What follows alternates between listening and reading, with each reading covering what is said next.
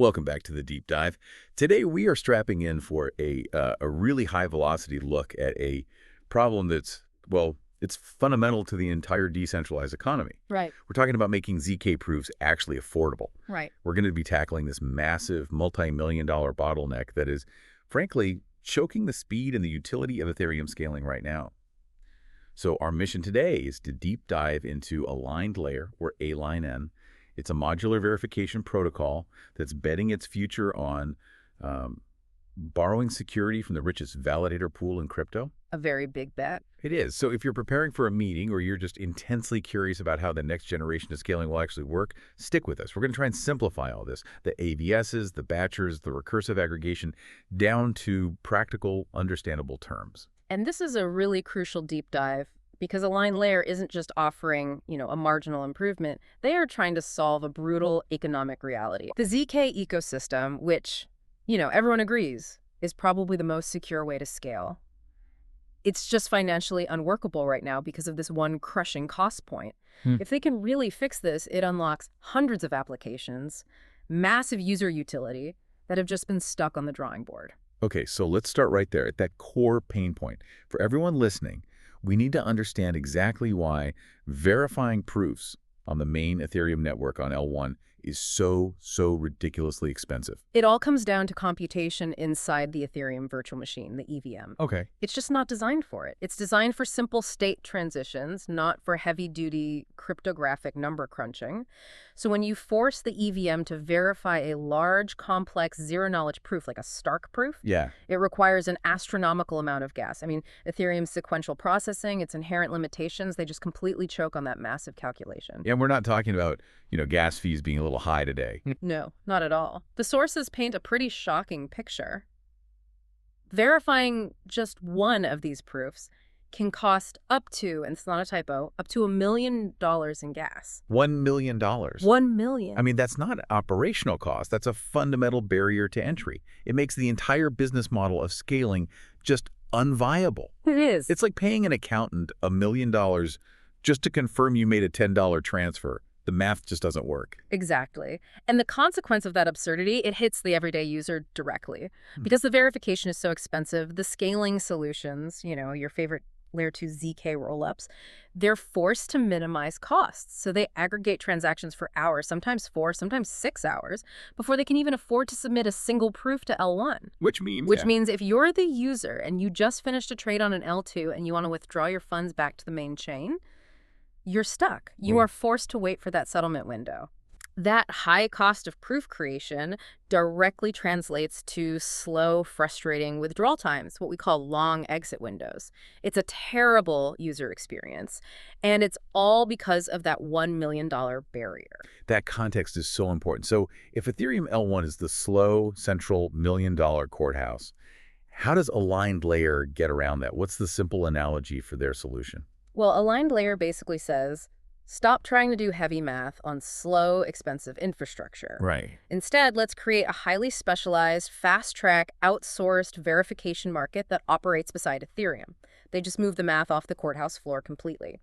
The central idea here is that Aligned Layer is an actively validated service, an AVS, and it's built on EigenLayer. This is the key piece of the puzzle. Okay, an AVS. So what does that mean in simple terms? It means an AVS doesn't have to spend years bootstrapping its own security network from scratch. It borrows Ethereum's existing security and trust. So they don't have to ask people to buy a new token or run new hardware just to secure them. Precisely. They tap into the existing ETH restakers, the people who have already committed billions of dollars in ETH to secure Ethereum.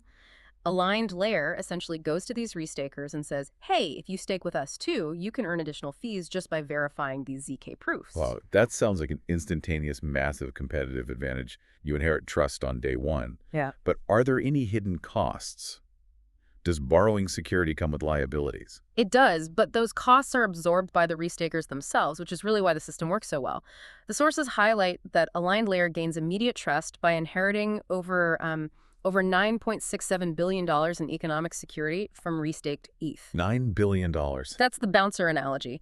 Aligned layer doesn't just rely on clever code, they rely on cold, hard economics.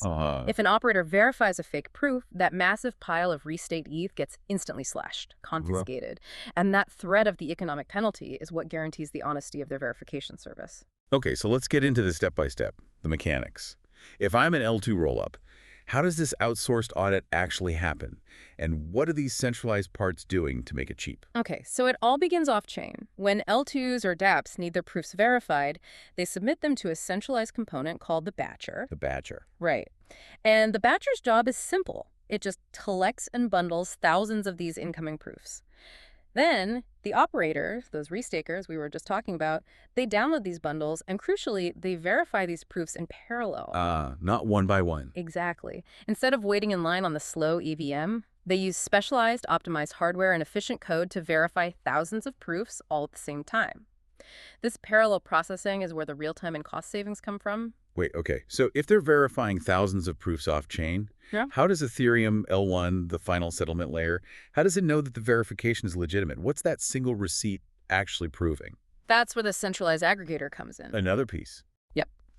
Once a 2/3 quorum of operators confirms the validity, the aggregator collects all those digital signatures and sends a single, compact, verified receipt back to the Ethereum L1 contract. So that final L1 transaction is tiny and cheap because it's only confirming that, $9.67 billion worth of staked ETH agreed on the result. It's not recalculating the actual ZK proof itself. That makes the efficiency gain crystal clear. And you mentioned a key feature here, the two-mode architecture. We have to unpack that because it sounds like they're going after two different types of customers. They absolutely are. They recognize that not all transactions need the same level of security.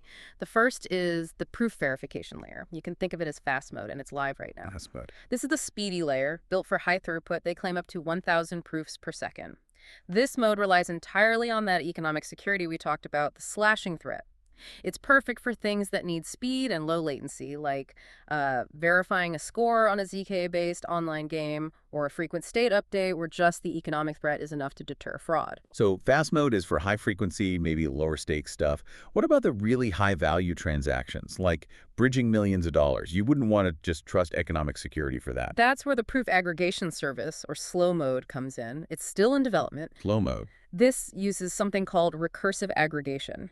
It takes those thousands of individual proofs and mathematically bundles them into one final, single, zero-knowledge proof that is so compact that L1 Ethereum can verify it directly. Oh, wow. It's slower, sure, but it provides absolute final cryptographic security. And that is what major ZK rollups and cross-chain bridges require for true trustless finality. So we've gone through the technical step-by-step, and we've got these two levels of trust. But let's bring it back to the practical result for the person, just using an L2 or a DAC. Yeah. What does this actually mean for them day to day? It means huge cost savings that translate directly to a better, faster experience. On the cost side, Aligned Layer is claiming a potential 90% reduction in verification costs. 90%. Yeah. They report their current average cost per proof is just $0.22 USD. 22 cents. 22 cents. That's the difference between paying $1 million and paying 2 dimes and 2 pennies. Right. That allows for applications that were basically science fiction before to become economically viable. And then for speed, since the proofs are so cheap, L2s can afford to settle much more frequently. So instead of waiting hours, those exit windows shrink dramatically, maybe to just minutes. Your ability to move your funds just becomes so much faster and more reliable. And it also sounds like because they're outsourcing the verification, they aren't constrained by the limitations of Ethereum's code anymore. Does that mean they can verify more exotic types of ZK tech? Absolutely. They call themselves proof agnostic. Because the verification happens off EVM, they can support proof schemes that are way too complex for the current Ethereum environment. A great example is their work integrating support for the Kimchi proofs used by Mina Protocol. By verifying these more exotic proofs cheaply and quickly, they can enable faster, cheaper, and more robust cross-chain bridges.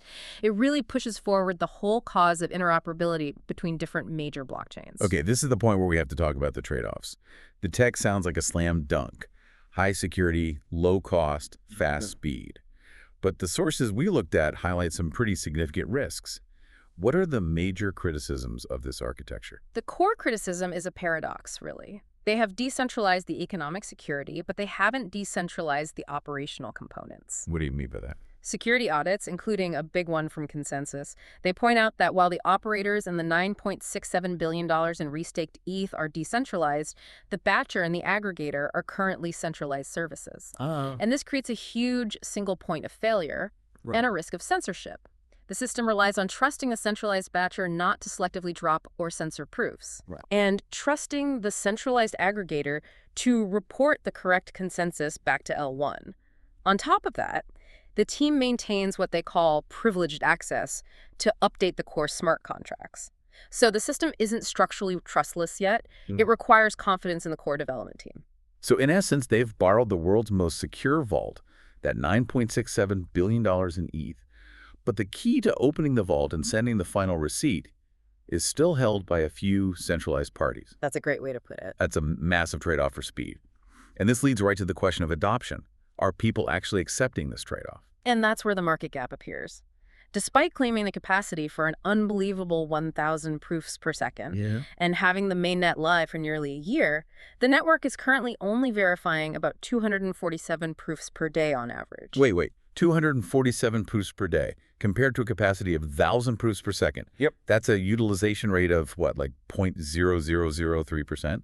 That's nothing. Why are developers not flocking to a service that promises a 90% cost reduction? Well, this low adoption really undermines their whole economic model, which relies on charging fees for verification. It suggests that, despite the technical solution, the market is either wary of those centralized components or maybe just hasn't had the time to fully integrate. And this minimal usage, it collides directly with the biggest time bomb risk in their tokenomics, the inflation shock. Okay, tell us more about this token clash. Why is the vesting schedule so structurally dangerous? The danger lies in how much supply is locked up and for how long. The team and investors collectively own a staggering 46% of the total token supply.